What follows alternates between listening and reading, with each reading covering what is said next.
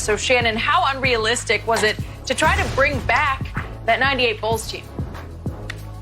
Very, very unrealistic. And I shared this with Skip yesterday, because you have to look at it, Skip, like this. Scottie Pippen had an injury history.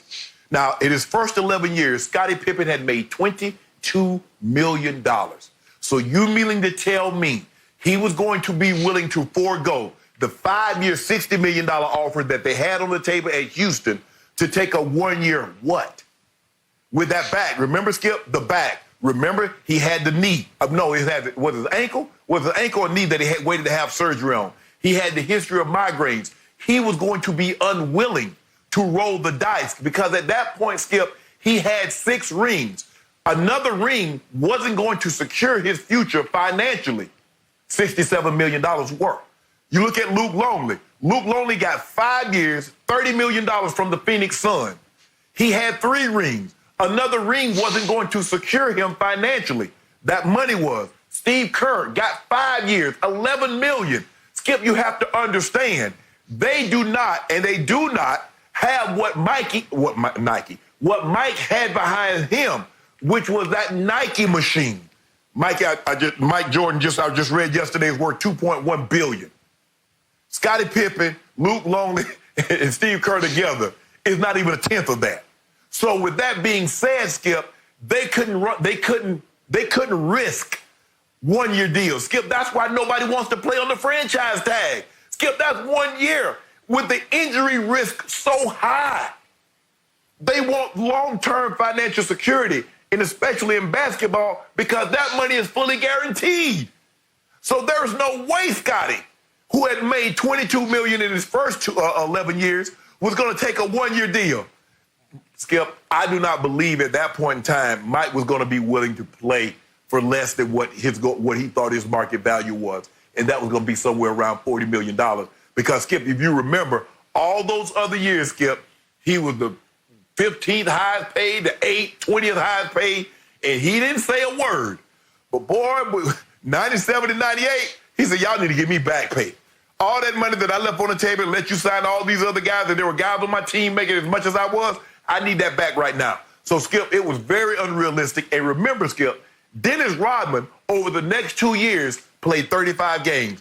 They were not bringing Dennis Rodman back, especially, Skip. He had gotten to the point they'd have practice and he out there wrestling Hulk Hogan.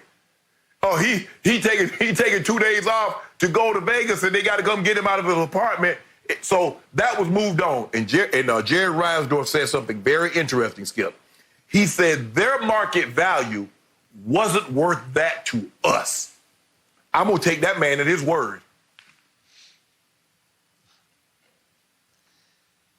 Okay, let me explain to you one last time why it would have been completely realistic to bring back the 98 Bulls if, in fact, Michael had said, I'm all in to come back.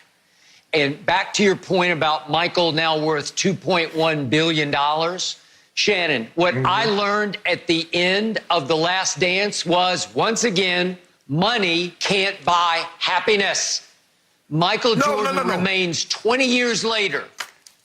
Go ahead. Skip, you're exactly right. Because, Skip, Mike has isolated himself. He didn't build the camaraderie, the friendship over the years that a lot of players have built. And because he's Michael Jordan, Skip, he's not that trusting. And I understand it, Skip. I totally get it. But Michael does not have the friends. He did not cultivate the relationships that a lot of people cultivate while they're in the league. Okay. All right. Okay. That's fine. Got it. I'm talking about he's clearly still haunted, tormented to this day over the fact he did not get the opportunity to defend his last championship. That's the way sports work. You win, you get the opportunity to defend. Could they have won it again? Right. I believe they could have. But here's the point. In the end, in fact, I heard from a friend of Michael's yesterday. Michael feels that the one thing he learned through that whole process was you can't trust Phil Jackson. He got duped. He got blindsided. He got bamboozled because what came clear to me was Michael thought, even until that interview for this Last Dance documentary, that Phil got run out of town. So out of loyalty to Phil, he said, okay, I go with you out the back door. And that's not what happened. His own documentary showed Michael, wait a second, Reinsdorf, who I was shocked even sat down to interview for the documentary, but it's because he wanted to take him and his GM, Jerry Krause, off the hook. The reason Jerry Reinsdorf, a shrewd operator, sat down for that documentary was he wanted the world to know something that had never been reported. He offered Phil a deal to come back for 1999. I did not know that. I fell off my chair on the floor when that fact came out of Jerry Reinsdorf's mouth and then was validated in an interview in the documentary by Phil. Phil's point all along was, I just don't want to do this with Jerry Krause anymore. I've had enough. The bridge is burned. I'm done with them, but I'm telling you, Shannon, he already knew, because I told you, the Zen master was actually the spin master. He knew he had a chance to go coach Shaq and Kobe. And a year later, he's coaching them to the first of their 3 straight championships. He spun Michael Jordan. He duped him into believing that he was finished too. He was going to walk into the sunset back to Montana. Wrong. He's going to Hollywood to coach Shaquille O'Neal and Kobe Bean Bryant. He got you, Michael. You walked into the sunset for 3 years, the last 3 years of your prime at age 35, 36, and 37. You sat out. It was so wrong. And now Michael has huge, lasting regrets over it because he got bamboozled. He did not know that Reinsdorf made that call. So, Shannon, let's go back to reality. If he knew that Reinsdorf had offered Phil and Phil had said no, and Michael still wanted to play, well, then he could go to Reinsdorf if he'd had an open line of communication, which he did not. They had no dialogue, he said, about any of this. He could have gone to Reinsdorf and said, okay, if Phil wants out, let's go get a real coach. I don't want to hear anything more from little Jerry Krause about somebody named Tim Floyd at Iowa State. That's out, Jerry Reinsdorf. But you give me a made man. Just go get any veteran coach I can respect and who will obviously know how to coach me, and we will go forward.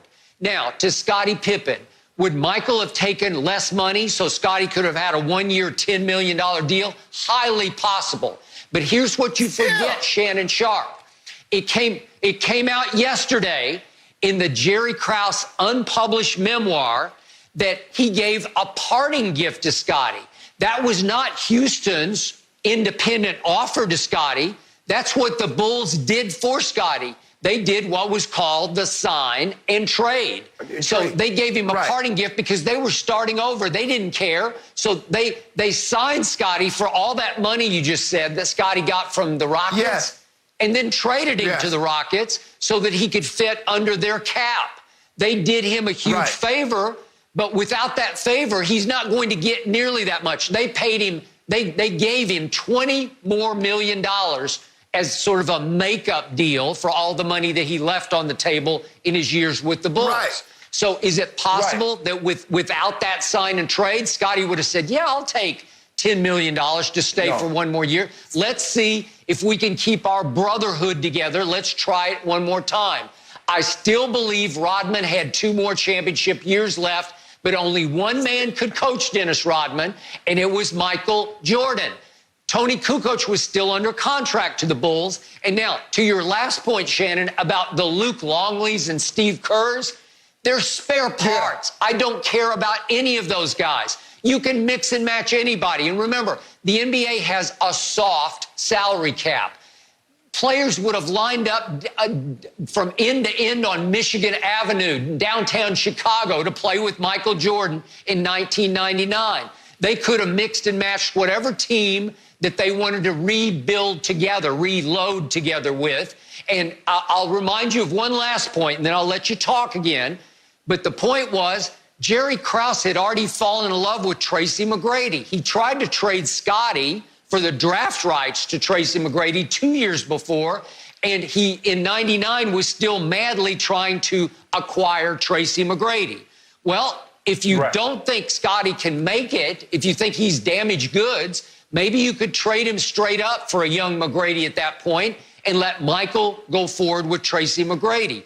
There are a million ways to make that work in 99, but Michael did not know that Phil had said no. So Phil's last dance did not have to be Michael's last dance.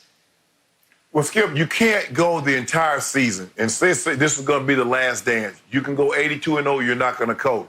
And then 7 months later after you win says, nah, I'm thinking having second thoughts. Skip, you have to realize these agents have already been maneuvering behind the scenes where this thing is going to break up. So he's working on Luke Longley's deal.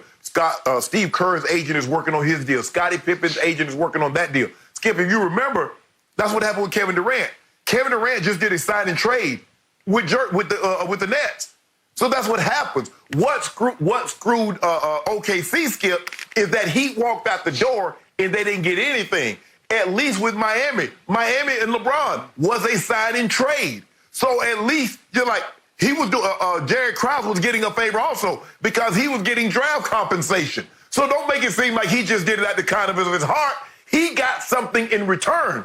I do not believe that Scottie Pippen, with his injury history, remember, Skip, he had surgery. He delayed surgery. He had migraines. I do not believe with his history of injury, he was going to be willing to risk that for that amount of money on the back end because, Skip, he did not have a lifetime contract with Nike. None of those guys did. Skip, it would have been foolish because remember this, Skip, rings were not going to change anybody's life. Luke Longley got no job because of those rings. Luke Longley is not going to the Hall of Fame because of those rings. Steve Kerr will go to the Hall of Fame, but it will be as a coach, although they will factor in his playing days, Skip. The only people, Scottie could have changed the narrative. They come back, they win, Skip. Scottie Pippen's MVP. Now he has 7 and a finals MVP. Maybe you look at him a little differently. But, Skip, I don't see it. And remember, Michael Jordan had gained trust of those guys. You said any spare parts, but Michael didn't trust any spare parts. He had gone to war with those guys. Those guys had gained his trust. Luke Longley, Steve Kerr, all those other guys, those spare parts that he had on that team, those were the spare parts that he had been tinkering with for the better part of 3 years. So other parts from somewhere else was not going to be thought of by Mike like what he had in this organization. Okay, just don't underestimate the impact of Michael Jordan saying 2 weeks after the last championship was won at Utah, a couple of weeks later, if he announces, I'm all in for 99. Shannon, who knows who would have come to the front to say, I'll play with you, I'll play with you. Who's to say that Luke and Steve Kerr and those guys wouldn't have said, you know what, let's go one more time around because it was history that we're making here. We could win 4 in a row. And Shannon, in the end, you have to remember, the last quick point, the Bulls didn't get much back for Scottie in the sign and trade. They got a second-round pick in the immortal Roy Rogers. And I'm not talking about the TV cowboy hero from the 50s and 60s. I know it's way before your time. Yeah, Roy Rogers. Yeah, that's who they got back. But, Skip, the thing is, you're asking them to turn down $30, $40 million for 1 year. Skip, that ring was not going to change anybody's perception. So let me ask you a question. Scottie Pippen gets another ring. Is he a top 10 or top 15 player? No. Skip, money, not rings, was going to secure these men families. Skip, you're asking them. Michael was making $40 million from Nike. Plus, he was going to make another $40 million from the Bulls. You can't ask them to give up $30 million, $20 million, while you make 40 and another 40 on the back end. They weren't going to do that, Skip. No way. Okay. All I know is I heard these words come out of Michael's mouth at the end of the Last Dance documentary. I believe they all would have come back, starting with Scottie. That's what he believes, and I believe him. Thank you for watching. You can subscribe here to get the latest from the show, and be sure to check out more of the best clips from Undisputed, or go watch a few other segments from our other shows on FS1.